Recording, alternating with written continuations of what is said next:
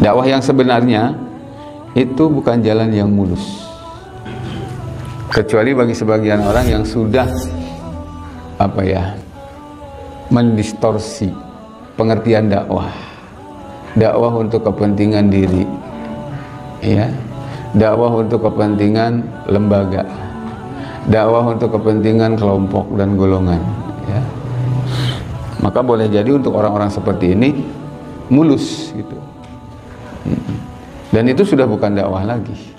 Kalau yang namanya dakwah asli, menyeru manusia untuk taat kepada Allah, terikat dengan syariat Allah, pasti sunatullahnya dia merupakan jalan yang terjal, sehingga nanti hanya orang-orang terpilih yang mau istiqomah di dalamnya.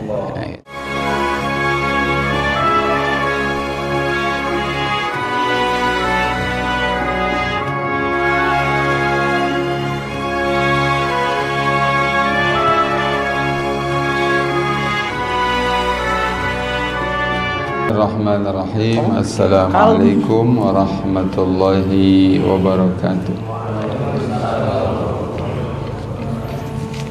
Sarang judul para jamaah rahimakumullah. Tadi hari judul asli nama teruslah berdakwah ngan dimodif jadi dakwah nggak boleh baper. Para jamaah rahimakumullah, bismillahirrahmanirrahim. Dakwah itu adalah jalannya para nabi dan rasul. Tidak ada seorang pun nabi rasul yang diutus oleh Allah kecuali semuanya berdakwah.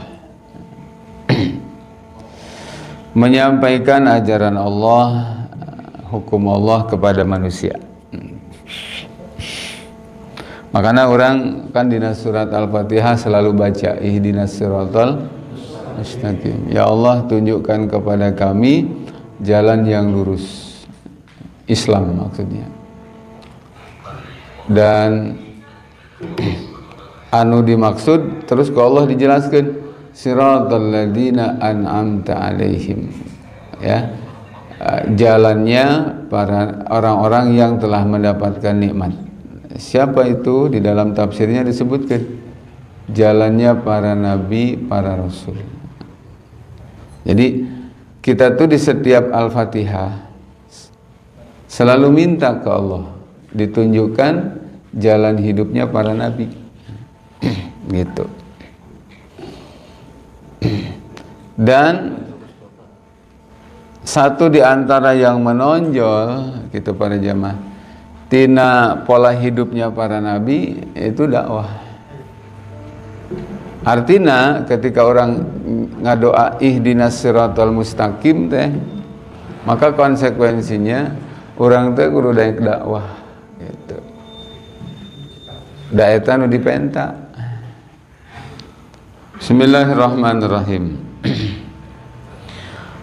Teras eta nu kahiji. Jadi konsekuensi tina doa orang anu terus dipanjatkeun ke Allah ihdinas siratal mustaqim, yang dimaksud adalah jalannya hidup para nabi dan rasul. Artinya orang kedah dakwah, karena semua nabi dan rasul itu apa? Berdakwah. Hiji. Terus nu kadua para jamaah rahimakumullah, para nabi dan rasul itu adalah manusia-manusia pilihan, ya, yang mulia, pilihan Allah. Kenapa jadi pilihan Allah? Karena untuk mengemban tugas yang sangat mulia, yaitu dakwah.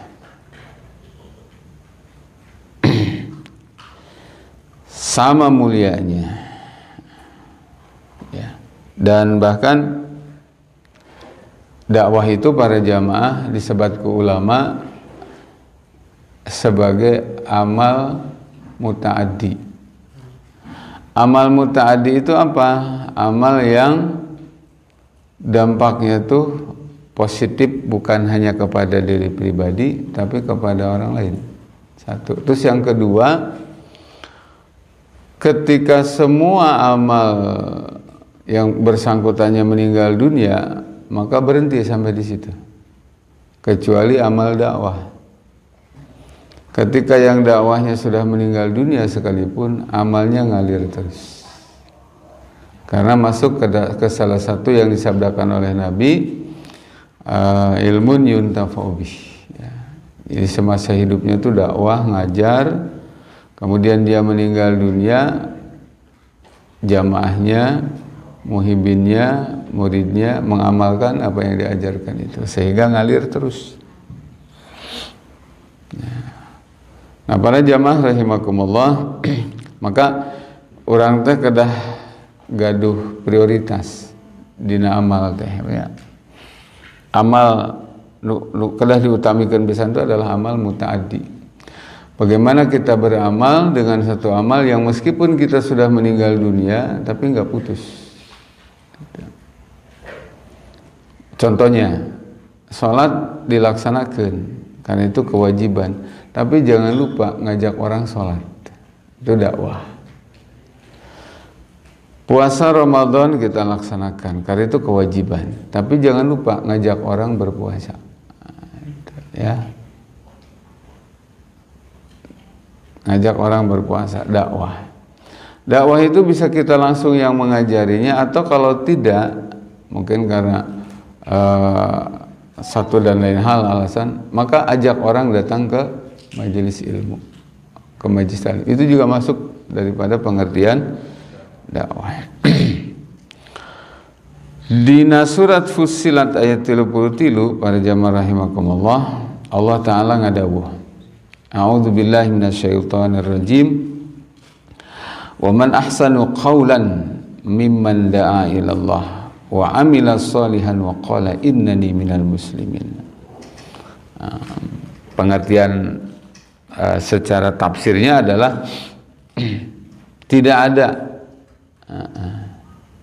kata yang terindah di sisi Allah kecuali kata seseorang yang intinya mengajak manusia kepada Allah. Dakwah ilallah itu kalimat indah banget, satu.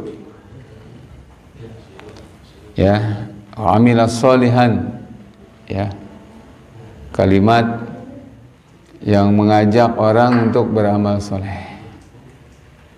Wa qala innani minal muslimin, termasuk kalimat yang indah didengar oleh Allah dari seorang hamba adalah ketika si hamba mengatakan innani minal muslimin, saya ini muslim. Itu. Jadi dengan penuh syukur, percaya diri, katakan innani minal muslimin. Jadi ulah letik hati gitunya, terpercaya diri. Nonjang agamana kalau resan Islam cenah. Kalau resan gitu ya, dengan bangga katakan innani minal muslimin. Nah, para jamaah rahimakumullah, berikutnya adalah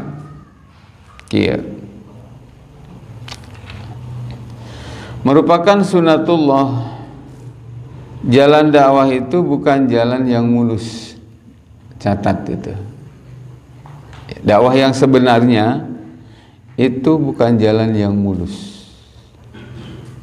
Kecuali bagi sebagian orang yang sudah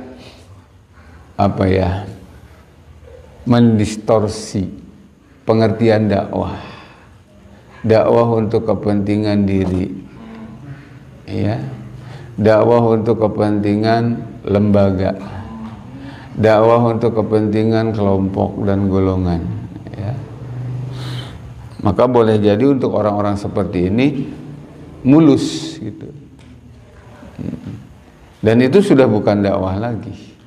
Kalau yang namanya dakwah asli, menyeru manusia untuk taat kepada Allah, terikat dengan syariat Allah, pasti sunatullahnya dia merupakan jalan yang terjal, sehingga nanti hanya orang-orang terpilih yang mau istiqomah di dalamnya. Nah, itu ya, penuh duri, ya, jalan yang terkadang mengundang bahaya juga. Itu. Karena itu tidak sedikit yang berguguran di jalan dakwah. Banyak yang gugur. Dakwah karena ternyata pahit, kapok. Yang eureun we cenah gitu ya. Dakwah ya. Terus teu direstuan ku pamajikanana, ngajak pegatan, punten neng cenah. Bade liren wae cenah. Demi neng. Kalah juga. Ya, insyaallah. Ya. Kumis nu sakitu gedena ngulahek eta. Ya. Gitu. Banyak yang gugur. Banyak yang gugur, tetapi tidak ada yang gugur dari jalan dakwah untuk para nabi dan rasul. Enggak ada nabi dan rasul satupun yang gugur di jalan dakwah. Gitu. Meskipun luar biasa beratnya dakwah itu. Semuanya istiqomah. Jadi istiqomah itu adalah mulazamah alal khair, ya. Menetap konsisten di atas kebenaran, itu namanya istiqomah. Jadi bahasa istiqomah mah tidak bisa digunakan untuk sesuatu yang buruk. Alhamdulillah cenah abdi mah istiqomah di kapungkur ge teu hoyong ngaos.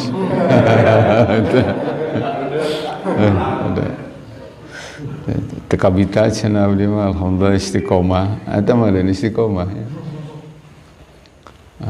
Gitu para jamaah. Jadi para nabi dan rasul tetap bertahan di jalan dakwah meskipun harus hancur fisiknya. Kenapa? Karena tahu dakwah itu adalah tugas yang sangat mulia. Ya, akses ke surga yang paling mudah. Akses untuk mendapatkan ridha Allah yang paling efektif adalah dakwah. Maka kajenting pejet awak daripada kudu eureun dakwah. Itulah para nabi dan rasul. Mengerti gitu tentang hakikat dari kehidupan. Contoh para jamaah. Kita lihat beberapa teladan para nabi dan rasul dalam menjalani dakwah. Nabi Nuh misalnya para jamaah. Di dalam surat Al-Ankabut ayat 14 itu disebutkan, a'udzubillahi minasyaitonir rajim, wa laqad arsalna nuhan ila qaumih falabisa fihim alfasanatin illa khamsina ama. Jadi al-ayah, Nabi Nuh itu mendakwahi kaumnya di tengah umat 950 tahun dakwah itu. Dan apa yang terjadi? Pengikutnya menurut jumhur ulama tidak lebih dari 80 orang. Bayangkan dakwahnya 950 tahun. Yang ikut tidak lebih dari 80 orang. Apakah Nabi Nuh tidak berhasil dalam dakwah? Berhasil. Karena di dalam dakwah itu berhasil atau tidak, patokannya bukan kepada banyak atau tidaknya yang ikut, tetapi satu, keikhlasan, ya, keikhlasan dalam menjalankan tugas dakwah.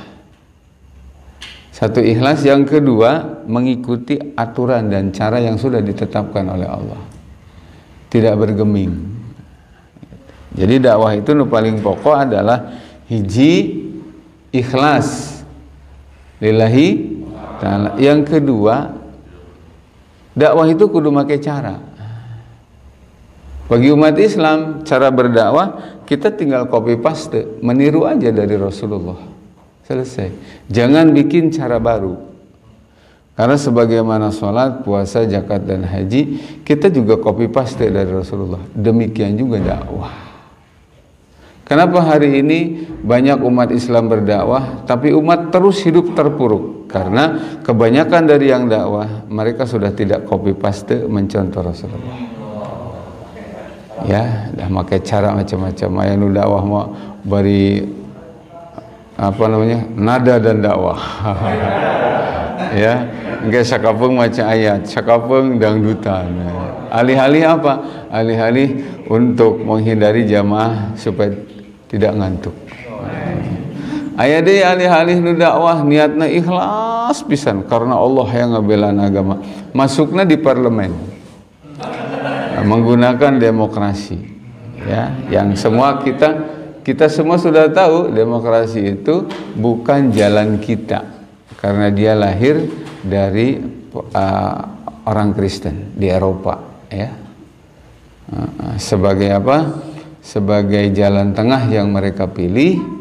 Satu sisi ada yang menginginkan agama itu dihapus karena umat seringkali diperas oleh para pendeta mengatasnamakan agama.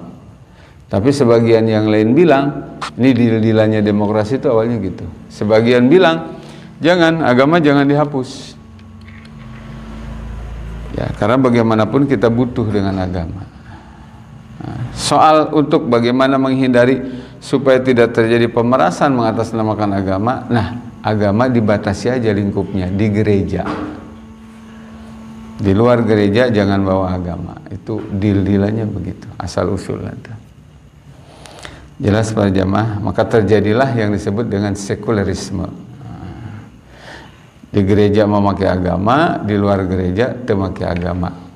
Anehnya yang demikian hari ini dipraktekkan oleh umat Islam. Menaik ngomong agama jangke nungguan lohor di masjid, nungguan asar di masjid. Iya mah jang di pasar ulah mau agama. Iya mah urusan olahraga jang ulah make agama. Cek agama lalaki awe kudu nutup aurat. Berhubungnya mau olahraga, renang pisannya kudu talanjang. Ulah mau agama gitu, ya. Jadilah sekularisme kayak begitu. Pemisahan agama dari kehidupan. Baik, jamaah yang dirahmati Allah Subhanahu wa taala. Jadi catat Nabi Nuh dakwah selama 950 tahun. Pengikutnya berapa? 80. Gagalkah beliau dalam berdakwah?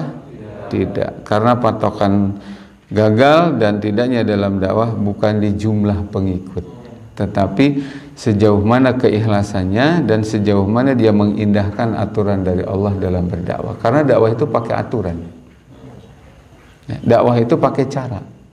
Jelas ya? Oke. Jamaah yang dirahmati Allah Subhanahu wa taala, bahkan diabadikan ke Allah di surat Nuh ayat 5, 6, 7. Coba perhatikan. Qala rabbi inni da'autu qaumi lailan wa nahara. Dakwahnya Nabi Nuh itu siang malam. Kemudian falam yazidhum du'ai illa firara. Ya, kata Nabi Nuh, seruanku tidak menambah bagi mereka kecuali tambah lari. Jadi di dakwahan tambah lompat batur. Apakah Nabi Nuh berhenti? Tidak. Karena Nabi Nuh dibimbing oleh Allah Ta'ala. Lakukan dakwah. Urusan hasil itu urusanku. Ya. Gitu. Urusan hasil adalah urusanku. Bukan urusan untuk rugi atau segala macam, enggak. Yang rugi itu orang yang enggak dakwah. Semua yang dakwah itu beruntung. Kenapa? Karena urusannya dicatat per huruf per napas. Dakwah itu luar biasa. Ya, per napas, per huruf, per langkah. Kemudian wa inni kullama da'autuhum litaghfira lahum ja'alu asabi'ahum fi adanihim wastagsaw thiyabahum wa asarru wastakbaru istikbara. Kata Nabi Nuh, wahai Allah, aku mengadu kepada engkau. Setiap kali aku berdoa kepada engkau agar engkau mengampuni mereka, mereka jadikan telunjuknya menutupi telinga. Embungan dengan Nabi Nuh ngadoa memintakan ampun tuh. Sebegitu kerasnya kaum Nabi Nuh. Ya. Satu. Ini teladan para nabi dalam berdakwah. Demikian juga yang dialami oleh Nabi Ibrahim. Sekali deh para jemaah.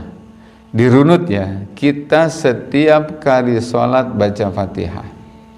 Dan di dalam Fatihah salah satu ayatnya adalah ihdinas siratal mustaqim. Siratal mustaqim itulah jalannya para nabi. Salah satu yang paling dominan menonjol di para nabi adalah dakwah. Maka setiap kali kita baca Fatihah itu ingat konsekuensinya, jadilah kita umat yang berdakwah. Jelas ya? Itu. Jadi hari menta jalan Nabi dituduhkan jalan Nabi, nu dicokot jalan Fir'aun. Ya, gitu. Jangan kayak orang sekarang, ari hayang syafaat Kanjeng Nabi, tapi ajaran Nabi diculkeun nu dicokot jalan Yahudi jeung Nasrani. Geus kitu ngarep-ngarep syafaat. Ya. Enggak begitu. Baik. Kemudian Nabi Ibrahim para jamaah. Ya Allah, Nabi Ibrahim dalam mendakwahi kaumnya, tantangan dakwah beliau sangat berat. Bahkan beliau harus berhadapan dengan penguasa bengis, Raja Namrud. Sampai akibat dari dakwah beliau, beliau dibakar dengan nyala api yang sangat besar yang mengepung beliau. Ini diabadikan di surat Al-Anbiya ayat 66-69. Dibelem Nabi Nuh, ditumpukan kayu yang menggunung. Dalam sebagian tafsir disebut selama 40 hari itu api menyala. Gara-gara apa? Dakwah. Nah, gara-gara dakwah mengajak manusia taat kepada Allah, penguasa tidak mau, Namrud dikriminalisasi mun bahasa nama. Ya, itu. Tapi dahsyat luar biasa ya, diabadikan ini di surat Al-Anbiya 66 sampai 69. Silakan nanti dibuka. Begitu juga jamaah yang dirahmati Allah Subhanahu wa taala. Ya. Hal yang sama tentu juga dialami oleh baginda Nabi besar Muhammad sallallahu alaihi wasallam dan para sahabat beliau. Misalnya dalam hadis riwayat Muslim, beliau pernah dipukul sampai pingsan gara-gara dakwah. 2, dilempar batu saat melewati pasar Dzul Majaz oleh Abu Lahab. Diriwayatkan dalam hadis riwayat Ibnu Hibban. Dilempari kotoran unta saat sedang sujud oleh Uqbah bin Abi Mu'id dalam hadis Bukhari, diabadikan. Terus diinjak leher oleh Abu Jahal ya, saat beliau sedang sholat, diejek dan dibuli ketika dakwah ke Taif. Ini ada di hadis Ibnu Hisham. Dicaci maki dan diludahi, ada di hadis riwayat Imam At-Tabrani. Coba mangga evaluasi. Derita apa yang sudah pernah kita terima dari akibat dakwah kita? Ya, ini Rasulullah ngalamin semua. Beliau dituding gila, tukang sihir dan pemecah belah. Ya, Nabi Muhammad dituduh sebagai pemecah belah. Munaina memerinya mengancam NKRI.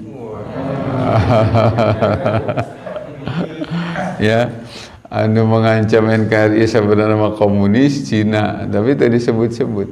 Justru kalimat itu dituduhkan kepada mereka yang ingin menyelamatkan Indonesia dari perpecahan dengan cara menegakkan syariat. Disebutlah ini ancaman. Dengan mudahnya memfitnah seperti itu. Masya Allah. Baik. Itu Nabi ngalaman seperti itu. Bagaimana dengan para sahabat? Sahabat juga sama. Kita lihat, ini liku-liku perjalanan dakwah ini. Ragam penyiksaan, misalnya dialami oleh suami istri, yaitu Yasir dan Sumayyah. Saya kalau ada jamaah minta Ustaz nuhunkeun nami kangge putra abdi istri abdi resep masihan Sumayyah. Luar biasa ini. Serta putranya Ammar. Jadi suami, istri, anak. Disiksa luar biasa. Ada sahabat yang diikat seperti dialami oleh Sa'id bin Zaid bin Amr bin Nufail dan ibunya. Ini ada di hadis riwayat Bukhari. Ada yang ditekan oleh ibunya. Bayangkan. Ya, dia masuk Islam, ikut Kanjeng Nabi, dimusuhin oleh ibunya. Itu paling berat itu. Dilema banget. Satu sisi harus memilih Islam, ikut kepada Nabi, di sisi lain orang tua tidak merestui. Bayangkan. Siapa yang harus dipilih? Kanjeng Nabi. Dan kan soal apa ya? Emosional ya. Kedekatan emosional antara anak dengan ibu. Ini sesuatu yang berat. Tapi karena faham bahwa tidak ada cinta sejati ya, yang harus diutamakan, urutannya 3. Cinta Allah, cinta Rasul, cinta jihad. Yang lainnya sisa. Termasuk ke ibu, termasuk ke bapak. Tong dibalik.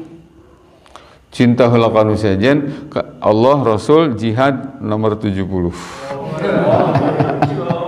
Sesa. Ya.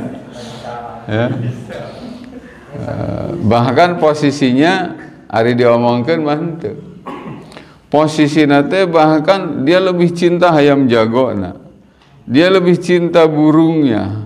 Dia lebih cinta kendaraannya.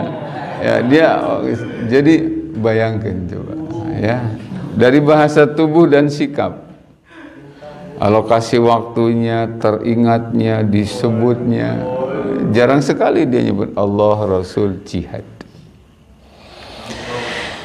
Nah, siapa dia? Tantangan dari ibunya ini namanya Sa'ad bin Abi Waqqas. Ya, diabadikan dalam hadis Ibnu Hibban. Ada yang dijemur di bawah terik matahari seperti dialami oleh Bilal bin Rabah. Ada dalam hadis riwayat Al-Hakim. Ada yang dilarang untuk menyuarakan kebenaran di tempat terbuka, dialami oleh sahabat Abu Bakar Siddiq. Ada di dalam hadis Bukhari. Jadi sahabat Abu Bakar temenang ngomong ya. Karena dengan ketokohannya, dengan keikhlasannya, dengan kedekatannya kepada Nabi, dan dengan takarubnya yang kuat, sahabat Abu Bakar Siddiq kalau sudah ngomong, Masya Allah, tembus ke hati terdalamnya Mustami. Gitu. Hampir bisa diperhitungkan lah, 10 orang mendengar Abu Bakar Siddiq dakwah, 9 masuk Islam. Goncang kan orang-orang kafir itu, maka dilarang keras, diancam. Si orang nu ayeuna dipraktekkeun teh aya di dituna, Bang. Salah ngomong cenah gitu. Salah ngomong itu bisu. Ya, sebagian aya nu nurut disingsieunnan eleh ngelapes, tapi sebagian tidak. Sahabat Abu Bakar termasuk orang yang tidak mau ditakut-takutin. Daripada saya berhenti untuk menyuarakan kebenaran, mati lebih baik. Ya, ngerti itu. Ya, you bisa melarang saya untuk menyuarakan kebenaran, tapi saya tidak bisa dilarang. Mau apa? Selesai. Kamu ngotot melarang saya menyuarakan untuk menyampaikan dakwah, tapi aku juga akan tetap ngotot untuk terus berdakwah. Karena itu adalah ruh saya, itu adalah nyawa saya, itu adalah perintah agama saya. Gitu. Aknaon coba gitu. Selesai kan? Selesai. Sok pakai kekeh. Dia melarang, saya akan tetap jalan, apapun resikonya. Gitu. Gak bisa. Abu Bakar. Nah, para jamaah yang dirahmati Allah, Rasulullah dan para sahabat juga pernah diboikot selama 3 tahun. Mereka tinggal di suatu lembah. Selama pemboikotan terjadi kelaparan yang luar biasa, terutama kena ke anak-anak. 3 tahun ada di hadis Ibnu Sa'ad, ya, diboikot. Beliau pun juga dengan para sahabat dihalang-halangi untuk hijrah. Namun semua itu tidak sedikit pun membuat mereka mundur dan surut dari jalan dakwah. Takbir. Allahu Akbar. Gitu tuh jemaah ya. Insyaallah. Ya, kan kita minta ihdinas siratal mustaqim. Baik, arah perjuangan dakwah. Kenapa para nabi dan rasul seluruhnya mengalami ragam tantangan, rintangan dan gangguan di jalan dakwah? Jawabannya ada 2 para jemaah. 1, karena arah perjuangan dakwah mereka jelas dan tegas. Jadi dakwah itu harus jelas dan tegas. Menentang segala bentuk kekufuran dan kesyirikan. Jadi ini dakwah itu melawan arus, Pak. Jadi di saat masyarakat sedang kufur, sedang syirik, dakwah itu melawan arus, gitu. Lawan bagaimana tradisi kufur menjadi tradisi Islam, tradisi syirik berubah menjadi tradisi tauhid. Dakwah itu harus jelas dan tegas. Makanya bahasa dakwah kudu ngigelan masyarakat gaya dalilnya. Kade ulah ngalawan arus, nyalain dakwah lamun teu ngalawan arus. Ya, lain dakwah.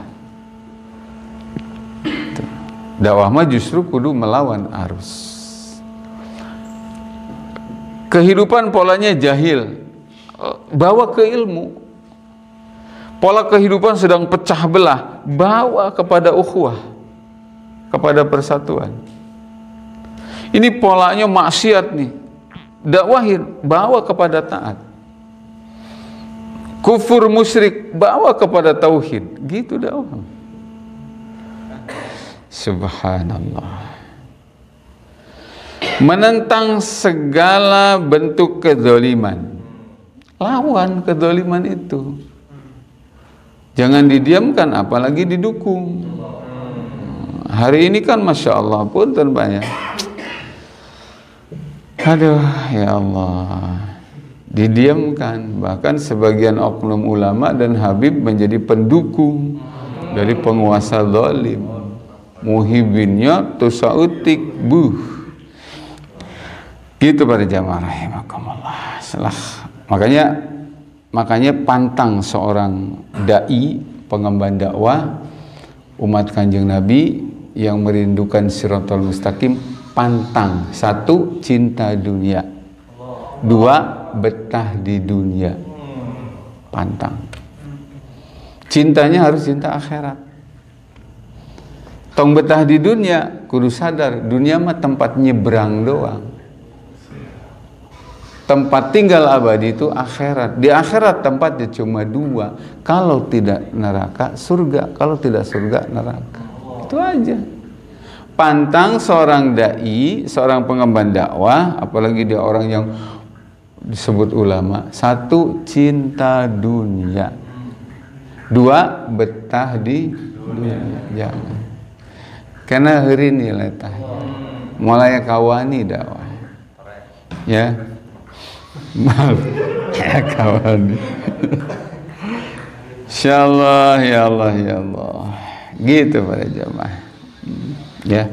Itulah risalah tauhid. Risalah yang mengajari manusia agar menyembah Allah dan mengabdi hanya kepada Allah Subhanahu wa taala, ya. Nah, tentu dengan menjalankan dan menerapkan seluruh syariatnya dalam seluruh aspek kehidupan. Dengan begitu yang berlaku di tengah-tengah manusia hanyalah agama Allah taala. Ini yang dimaksud di dalam surat Al-Fatah, ya. Ayat 28. Perhatikan ayatnya. Kata Allah, "Huwallazi arsala rasulahu bil huda wa dinil haq." Dialah Allah yang telah mengutus utusannya membawa apa? Bil huda, membawa Al-Qur'an. Wa dinil haq, dan membawa agama benar. Agama apa? Islam. Tujuannya apa? Liyudhirahu 'ala dini kullih. Supaya Allah memenangkan Islam, ya, memimpin dan mengalahkan seluruh klaim agama yang lain. Wa kafa billahi syahida. Cukuplah Allah sebagai saksi. Atau kalau di ayat lain disebutkan liyudhirahu 'ala dini kullih walau karihal kafirun. Allah itu punya maksud mengutus Rasul ke alam dunia ini dengan membawa Al-Quran sebagai sumber hukum Islam. Tujuannya adalah untuk liyudhirahu 'ala dini kullih, supaya klaim agama lain semuanya tunduk di bawah, hanya Islam yang di atas. Tapi ujungnya apa? Walau karihal kafirun. Walaupun orang-orang kafir itu marah, ya. Ada konsekuensinya para jamaah. Dakwah itu dimarahin oleh orang kafir. Makanya Imam Syafi'i kan pernah ditanya tentang mana ulama dunia, mana ulama akhirat. Kata beliau, ulama akhirat itu adalah mereka yang inilah, lihat anak panah penguasa diarahkan kemana, gitu. Kebencian orang kafir diarahkan kemana. Karena kalimatnya walau karihal kafirun. Jadi lamun aya jelema ngadawahkeun agama Islam kemudian sangat dicintai, dibanggakan oleh orang kafir, dakwahnya bermasalah. Karena ayatnya juga walau karihal kafirun. Pasti bermasalah. Makanya jumhur ulama mengatakan sepakat tidak pernah ada bukti satu pun gitu ya. Ada ulama dari kalangan sahabat, tabi'in, tabi'inat tabi'in yang mereka datang ke tempat sesembahan orang lain ikut merayakan hari raya orang kafir. Enggak pernah terjadi itu. Enggak pernah terjadi. Tapi sekarang terjadi. Atas nama untuk toleransi. Aslinya sih sebenarnya toleransi bahasanya, tapi sengaja sebenarnya agar umat Islam menganut paham pluralisme. Pluralitas dengan pluralisme beda. Kalau pluralitas itu adalah sunatullah, bahwa di selama dunia ini ada orang iman, ada orang kafir. Bagi orang yang beriman ketika melihat orang kafir harus dijadikan ini objek dakwah. Ini ladang pahala. Ini target dakwah saya, gitu. Itu pluralitas.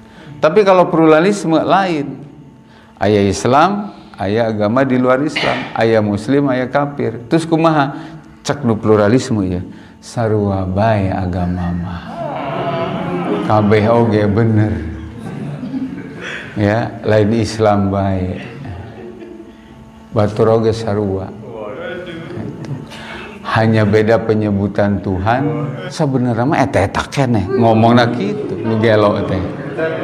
Nah, jadi itu pluralisme hati-hati. Ya. Kalau pluralitas itu sunatullah. Jadi aya hak, aya batil. Aya nu soleh, aya nu jahat. Gitu. Harus mah jamaah. Nah, jadi gitu. Tujuannya teh, targetnya ke situ. Toleransi teh, ya. Toleransi nu sabenerna mah cukup, kita tidak mengganggu, selesai. Kita kan nggak boleh mengganggu perayaan mereka, nggak boleh. Cukup gitu. Entong nuntut nu sejen, karena ini macam-macam, masya Allah. Kiai tersebut yang berkat di masjid, apruk-aprukan yang kejo ke gereja, ya kan? Ampun kiai sia tersebut beteng sia jangan kejo di masjid geus teu cukup, amplop di masjid teu cukup, apruk-aprukan ka kelenteng jangan kejo. Si koplok, aduh ampun. Kiai sesat itu tengaranna. Demi Allah, kalau itu dia seorang kiai sesat. Kalau dia seorang habib, demi Allah itu habib sesat. Itu. Nabi bahkan pernah bersabda, inna akhwafa ma akhafu ala ummati al-a'immah al-mudillin. Sesungguhnya yang paling aku khawatirkan menimpa kepada umatku itu adalah munculnya para imam. A'immah itu imam, orang yang ditokohkan, termasuk di dalamnya adalah oknum ulama, oknum habib, tapi dia sesat dan menyesatkan. Gitu Pak Jamaah. Geus ceritanan nyangan kejo ka kelenteng, nyangan kejo ka gereja, teu seubeuh emang di masjid. Umat bakal jadi korban. Masya Allah. Makanya supaya umat ulah jadi korban, jangan jadi umat taklid. Kumaha supaya orang ulah jadi umat nu taklid? Ngaji. Ngerti, yo, ya benar, ya salah gitu. Ya, Pak Jamaahnya. Ulah sailu-iluna ngilu ka dia rame soalnya dia. Lobaan ya mah, lobaan cenah gitu, pasti bener nang enggak. Benar dan salah sekali lagi bukan di jumlah. Benar jeung salah lamun ngukurna ku jumlah Nabi Nuh itu teu bener. Mah dakwah 850 tahun nu ngilungan 80. Gitu. Jadi lain ku jumlah. Tapi kunaon? Ku sejauh mana mengikuti aturan dalam dakwah. Karena Allah mewajibkan dakwah, maka Allah telah mewajibkan cara berdakwah. Allah mewajibkan sholat, Allah juga yang menentukan cara sholat. Allah mewajibkan puasa, Allah juga yang membuat cara bagaimana berpuasa. Allah mewajibkan haji, Allah juga yang menentukan cara berhaji. Kan temenang orang haji di Indramayu kan? Manasik itu di situ, aturannya baku. Dakwah juga begitu. Temenangin cara sorangan.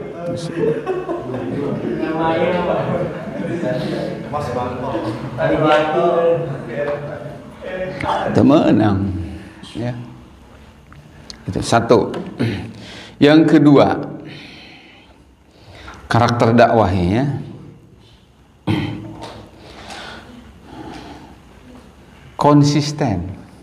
Wes, konsisten. Istiqomah. Angin-anginan. Al-Qur'an kumejot. Adug-adugan. Datang kedul nah ngerengkol weh. Jangan, ya.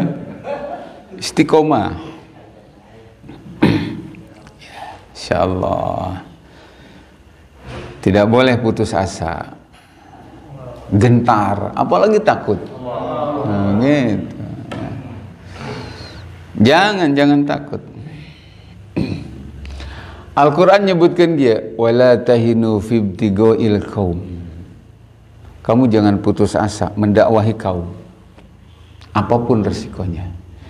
In takunu ta'lamun, maka hamzah lain ta'lamun. In takunu ta'lamun, kalau kamu sakit dalam dakwah ini, fa innahum ya'lamun, mereka juga sakit menentang dakwah. Kama ta'lamun, sebagaimana kamu sakit. Jadi nu ngabelaan Islam tuh capek. Jangan dikira cek Allah nu ngahalangan Islam gue capek, biak dengkak. Kita rapat bagaimana mengatur dakwah supaya mereka juga rapat siang malam. Kumaya supaya Islam itu laku. Capek. Jadi Allah geus ngabejaan gitu. Wa tarjuna minallah ma la yarjun. Bedanya adalah kamu punya harapan ridho dan surga Allah, mereka neraka dan murka Allah. Cek orang nama batur nu hayang murka jeung neraka sakitu gagah jeung wanina lah. Maneh nu hayang ridho jeung surga Allah ngulapes siga kitu. Ya. Era tuh. Gitu maksudnya. Jelas ya. Makanya dakwah itu kudu konsisten. Mun urang sieun manusiawi, tapi sing ingat batur ge boga kasieun. Kunaon batur siga wani? Sebab urangna eleh nembongkeun ka wani. Gertak-gertakan itu penting. Insyaallah dakwah kajeuna yang dakwah non si kahayang sia gitu. Batur kekeh nolak orang kekeh ngadakwahkeun agama. Batur katingali wani tembongkeun urang leuwih wani mulapes. Dugertak urang teu dakwah punten moal deui cenah. Moal deui. Ya Allah ya Rabb. Aduh. Nah, tingali da ayatna gegera. Jadi ulah gentar komosieun. Pantang mundur dari jalan perjuangan di jalan Allah. Pantang. Bahkan teror kaum kafir terhadap mereka buat orang yang beriman justru semakin menguatkan keimanan. Di surat Al-Ahzab banyak loh, sering dibaca ke orang.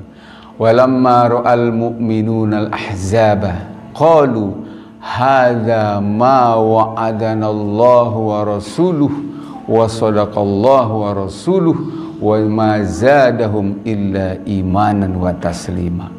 Sahabat lamun keur ngariung, keur ngopi, keur enak, keur aman gitu.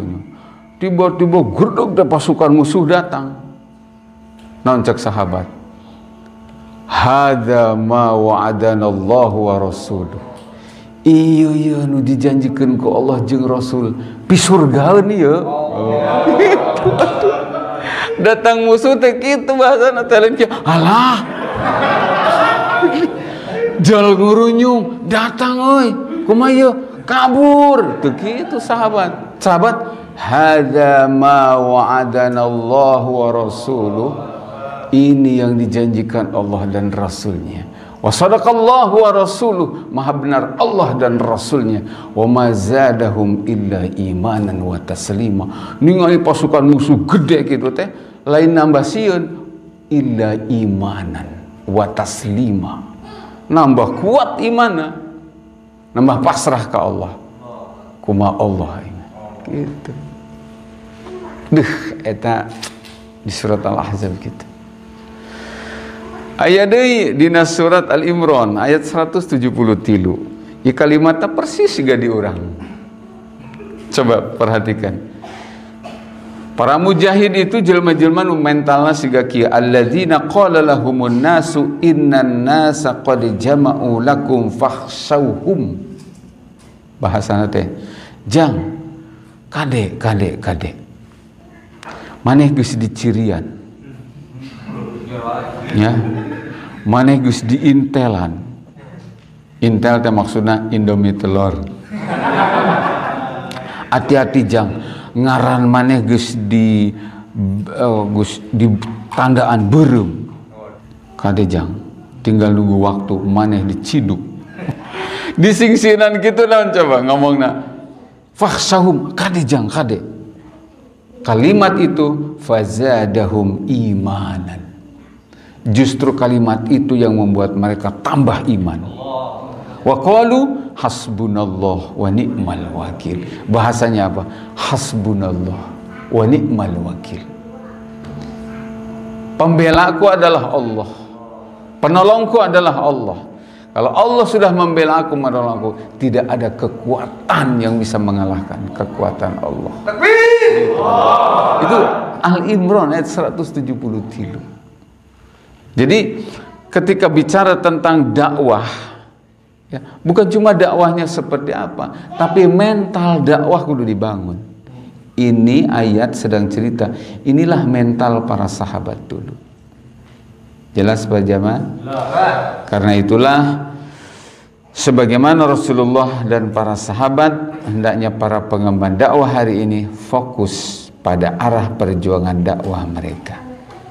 Arah perjuangan dakwah yang hakiki tentu harus tertuju pada penegakan aturan kehidupan Islam diterapkan secara utuh dalam kehidupan. Dakwah nu bener deh gitu Pak. Targetna teh naon? Supaya hirup di bumi Allah diatur ku hukum Allah. Eta target dakwah nu bener teh. Lain kieu judulna dakwah ilallah. Tapi tara pernah ngabejaan bahwa status berhukum ku hukum Allah itu wajib, tara ngomong eta. Berarti aya target sejen. Naon target sejenna? Supaya santrina loba, supaya jamaah loba, supaya kelompok organisasinya populer. Nih, punten para jamaah, organisasi mah cuma kendaraan. Menang aya, menang teu aya. Anu mutlak kudu aya, teu meunang leungit mah Islamna. Jadi dakwah itu Islam. Dakwah ilallah itu artinya apa? Mendakwahi manusia agar sadar boga rumasa cicing teh di bumi saha? Di bumi Allah. Langitna nu saha? Mata poe nu saha? Hujan ti saha? Rezeki ti saha? Cik atuh da Allah nyiptakeun geus nurunkeun pedoman hirup tah Quran ngaranna dipraktekkeun ku Kanjeng Nabi. Pake ieu. Gitu. Dakwahan manusia. Bejaan ieu teh urusan akidah. Ieu teh urusan rumasa. Emang teh era cicing di imah batur tapi embung diatur kudu boga imah. Emang teh era cicing di bumi Allah tapi embung diatur ku bumi Allah. Kuning batur masuk ngomong kieu. Jen cenah gitu. Lamun maneh hayang syariat Islam ulah aya di Indonesia, mantog sia ka Timur Tengah cenah kitu. Bahasana teh. Indonesia mah negara Islam. Ulah ngomong wae syariat Islam. Mun hayang syariat Islam ulah aya di Indonesia. Wih, gagah amat. Gampang dibalikeunana. Hari Indonesia boga saha? Boga saha? Boga Allah. Lamun siambung diatur ku Allah, mantog di bumi Allah. Gitu. Terus nukatilu para jamaah, nukatilu ya. Orang teh kedah pede bahwa dakwah untuk mentransformasi pemahaman kepada umat bahwa berhukum dengan hukum Allah itu tuntutan akidah, kalau enggak bisa kafir. Berikutnya adalah apa? Kudu pede. Itu buktinya ke manusia. Sebab lamun bumi tidak diatur ku bumi Allah, dampaknya bencana. Bencana bakal kena ke orang Islam dan ke orang kafir. Tapi ketika bumi diatur dengan hukum Allah, meskipun ada individu yang tidak mau masuk Islam, tetapi hukum secara umumnya diatur ku Islam, sejahtera untuk semua, aman untuk semua, adil untuk semua. Bukan cuma untuk umat Islam, tapi untuk orang-orang di luar Islam pun akan begitu. Jelas jemaah? Jadi orang teh kudu pede. Teu aya jalan keur nyalametkeun Indonesia, teu aya jalan keur nyalametkeun bangsa Indonesia bahkan penduduk bumi secara keseluruhan kecuali kembalikan ini. Sistem pengaturannya kembalikan kepada yang punya, yaitu Allah Subhanahu wa taala. Gitu para jamaah. Dakwah teh gitu. Jadi ulah ketika kubatur disebut intoleran, radikal, kadrun, sebut segala macam teroris naon di. Terus urang teh ulah ngerasa jadi asa jelema nu dihakimi jadi kieu bae. Bejakeun. Ya, kudu percaya diri. Saya kieu teh ya keur pasang badan ngabelaan umat. Saya berang penting ngomongkan penegakan syariat Islam, bicara tentang menentang kepada kezaliman, keur pasang badan ngabelaan rakyat. Da ayeuna rakyat teu dibelaan ku DPR henteu. Sok DPR geus teu berpihak deui ka rakyat. Contoh IKN ayeuna tentang ibu kota negara baru. Rakyat keur lapar, rakyat keur miskin, dampak tina pandemi kamari. Kuduna makan pemerintah teh fokus bagaimana mengangkat perekonomian rakyat. Harga-harga sembako sina turun. Ujung-ujung programnya beda. Malah harus mindahkeun ibu kota ke Kalimantan. Jaka sembung. Magolok. Gitu. Ditentang ke ulama di mana-mana. Tinggali di YouTube pernyataan ulama Madura, Sumatera, di mana-mana nentang. Teu nyambung jeung persoalan umat, teu nyambung jeung persoalan rakyat. Pertanyaannya, terus anggota DPR ka mana ti unggal partai? Kabeh ngadukung ka rejim, teu aya nu ngadukung ka rakyat. Urang ayeuna ngomong kieu, urang teh keur pasang badan ngabelaan rakyat. bari teu digaji. Manehna mah digaji kan, gede. Kuduna ngawakilan rakyat, ngabelaan rakyat, penyampai aspirasi rakyat. Tidak hari ini, ngajual rakyat malah.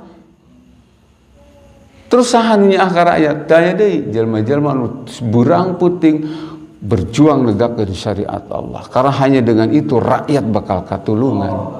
Hanya dengan itu rakyat bakal kasalametkeun. Gitu. Jelas deh. Itu para jamaah. Lah anggota DPR mana coba? Ya. Kamari undang-undang cipta karya segala macam. Tuh jelas yang sarakeun rakyat. Daya suara penentangan. Kabeh sepakat. Ya Allah ya Rabb. Nah, para jamaah nu sami dipihormat, sami dimuliakeun ke Allah taala, sakedik deui nya. Kedik di kepameng ya. Memelihara sikap optimis ya. Karena itu meski tantangan, rintangan dan gangguan di jalan dakwah sudah pasti terjadi ya. Sudah selayaknya para pengemban dakwah tetap memelihara rasa optimis. Optimis bahwa akhirnya pertolongan Allah akan segera tiba. Kudu yakin. Ya. Dan kemenangan dakwah akan segera datang. Biasa kan nu eleh teh heula teh jagoan heula. Sebuk-bek tungtung nama menang. Itu kudu jelas. Tingali di surat Al-Baqarah ayat 214. Am hasibtum an tadkhulul jannah walamma ya'tikum masalul ladina khalau min qablikum massathumul ba'sa wad-dharra'u wa zulzilu hatta yaqula ar-rasul wal ladina amanu ma'hu mata nasrullah ala inna nasrullahi qarib. Gitu para jamaah. Al-Baqarah 214. Baik, saterasna peratoskeun para jamaah. Kumaya supaya orang optimis ya. Gede hate. Ya sehingga orang istiqomah. Hiji kedah diyakinkan dina hati pada jamaah ya bahwa Islam adalah agama yang hak yang diturunkan oleh Allah Subhanahu wa taala. Jadi anu ngagaduhan Islam teh saha? Allah. Maka para pejuang nu ngabelaan Islam itu backingna langsung Allah. Pasti. Ayeuna aya jelema nu ngahalangan tegakna hukum Allah. Tinggal di backing nasaha. Paling para pemodal, ya. Sekaya-kayanya manusia di alam dunia bandingkan dengan kekayaan Allah enggak ada apa-apanya. Sekuat-kuatnya backing orang-orang yang menghalangi tegaknya agama, nggak ada kekuatan ketika dihadapkan dengan kekuatan Allah. Maka sing yakin nu ngabelaan para pejuang agama Islam itu Allah. Gitu. Tanu kahiji. Nu kadua, kunaon urang kudu optimis. Kudu yakin. Kudu percaya diri. Ya. Sehingga ngadorong orang kedah tetap istiqomah. Dua, sebab urang itu begitu gubrah ke alam dunia. Tos kenging gelar ti Allah sebagai khairu ummah. Umat terbaik. Sing yakin para jamaah. Nu katilu. Kunaon orang kudu tetap optimis karena tentang kemenangan agama Islam mengalahkan seluruh klaim agama lain itu sudah dijanjikan oleh Allah taala. Sudah dijanjikan oleh Allah taala. Jadi orang mah tinggal ngalangkah terus ngadagoan. Ngan kade ngalangkahna sing ikhlas jeung sing mirip. Karena aturan nu dicontohkeun ku Kanjeng Nabi. Ulah robah. Berikutnya, kenapa kita harus optimis? Gini para jamaah. Kunaon orang kudu anteng nya ulah naon teh? Ulah goyah gitu. Tanamkan dina hati orang. Karena berjuang menegakkan agama itu bukan sunnah, bukan mubah, tapi wajib. Bukan sunnah, bukan mubah. Sunnah teh jig ek dilakonan jig menang ganjaran, henteu ge teu naon, teu dosa. Atau mubah makomo ek berjuang kajeun, teu pahala teu dosa. Henteu ge kajeun teu pahala teu dosa. Eta mah soal karesep. Bukan. Belaan agama itu hukumnya apa? Wajib. Masya Allah. Nah, para jamaah yang dirahmati Allah Subhanahu wa taala, jadi kitu tah para jamaah. Oke, insyaallah upami orang gaduh dasar eta, maka orangna optimis, Pak. Nu penting ngaluruskeun niat terus nyesuaikeun contoh. Terakhir, Pak. Surat An-Nahl ayat 128. Paratoskeun. Allah ngadawu, a'udzubillahi minasyaitonir rajim, wasbir. Sabarlah engkau wahai Nabi Muhammad. Wa ma sabruka illa billah. Dan tidak ada lain sabarmu itu kecuali karena ditolong oleh Allah dan karena Allah saja kamu sabar. Berikutnya, wala tahzan alaihim. Allah mengingatkan Nabi Muhammad, kamu jangan sedih dengan sikap mereka. Wala taku fi dhaikim mimma yamkurun. Jangan membuat dadamu sesek dengan makar yang mereka buat. Bahasanya langsung lah, wala taku fi dhaikim mimma yamkurun. Wahai Nabi, janganlah dadamu menjadi sesek akibat makar yang mereka buat. Allah bahasanya begitu. Kan sunatullah, peristiwa akan terjadi, akan terulang. Apa?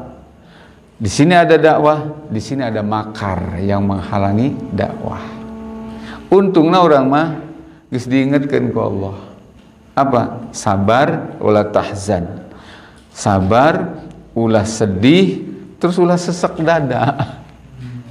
Innallaha ma'al ladzina taqaw wal ladzina hum muhsinun. Sesungguhnya Allah akan bersama orang-orang takwa dan bersama orang-orang yang berbuat ihsan. Ihsan itu apa? Ihsan itu menyembah Allah seakan-akan melihat Allah, atau paling tidak menyembah Allah sambil yakin bahwa diri kita dilihat oleh Allah. Baik, wallahu a'lam bisawab. Hapunten para jamaah, wangi ieu teu ngadugikeun materi anu kadua anu katilu nya, jalaran tadi nya situasina ayeuna situasina nuju memang ieu nuju diperjogikeun ka umatnya ya. Di saat makin apa ya, makin gencarnya ya. Akhir-akhir ini aya geuning makhluk kribo tuh ya. Nah, jadi memang sengaja Pak jamaahnya dicomotan gitu, dicokotan. Itu bukan apa ya, bukan tiba-tiba. Memang buzzer juga kan begitu ya. Maka hal materi seperti ieu anu peryogi didugikeun ka umat. Ya, ini ada umat yang dibimbing oleh Allah, ditolong oleh Allah, diberikan kesadaran, tanggung jawab memikul dakwah. Di lain pihak ada buzzer, ada rejim, ada oligarki, ya, ada oligarki, ada asing, ada asing yang jelas ketika Islam tegak mereka tidak bisa menjajah lagi kan? Jadi terganggu kepentingannya, maka dia bisa comot siapa saja karena mereka kebetulan punya uang dan punya media kan? Comot oknum ulama yang terbeli, comot oknum habib anu terbeli, comot para ahli yang terbeli gitu. Bayar. Maka para jamaah rahimakumullah, rek saha deui anu ngabelaan ieu agama lamun lain urang. Itu kan? Terus rek iraha deui urang ngabelaan agama lamun lain ayeuna. Sebab cek Nabi Isa hirup orang teh ngan 3 napas. Hiji napas nu geus kaliwat geus dicatat dina pembukuan Allah. Amal baiknya, amal buruknya sudah tercatat. Nu kadua, napas nu ayeuna urang keur ngahirup. Cek Nabi Isa, tah umur maneh teh napas nu harita ku maneh keur diisep. Nu katilu, napas nu katilu eta jatahna malaikat Ijrail. Belum tentu diberikan kepada kamu. Jadi cek Nabi Isa mah boro-boro ngarep-ngarep isuk subuh datang, ngarep-ngarep napas nu tos ieu ge teu pantes jelema teh. Kartos teh maksudna apa? Serius ngamanfaatkeun umur, serius ngamanfaatkeun waktu. Mun teu ayeuna rek irah urang ngabelaan agama. Gitu para jamaah. Dan ingat, ketika kita ngebela agama dengan dakwah ya, dengan dakwah yang terkonsep, tertata, jelas, tegas, arahnya jelas, ingin apa? Menegakkan syariat Allah. Jadi dakwah ilallah itu maksudnya mengajak manusia sadar agar diatur oleh hukum Allah. Nah, para jamaah rahimakumullah, eta teh punten lain Allah lemah yang dibelaan. Lain Allah lemah, lain Islam lemah terus yang dibelaan, bukan. Tapi itu adalah cara Allah memberikan kesempatan kepada kita. Dicokot moal teh gitu. Apalagi iya kan zaman akhir. Zaman akhir, Pak. Zaman akhir itu segala sudah diobral oleh Allah. Apa yang dulu tidak diberikan kepada umat dulu, hari ini diberikan kepada umat Nabi Muhammad. Mau nggak nih umat Nabi Muhammad? Apa salah satunya yang diberikan oleh Allah kepada umat ini, tapi tidak diberikan kepada umat dulu? Dalam hadis riwayat Imam Abu Dawud, Nabi bersabda, "Inna min waraikum ayyamas sabri." Nanti di akhir zaman orang beragama dituntut ekstra sabar. Fihinna mislul qabdi alal jamr. Pada zaman itu nanti megang agama, memperjuangkan agama persis seperti orang pegang bara.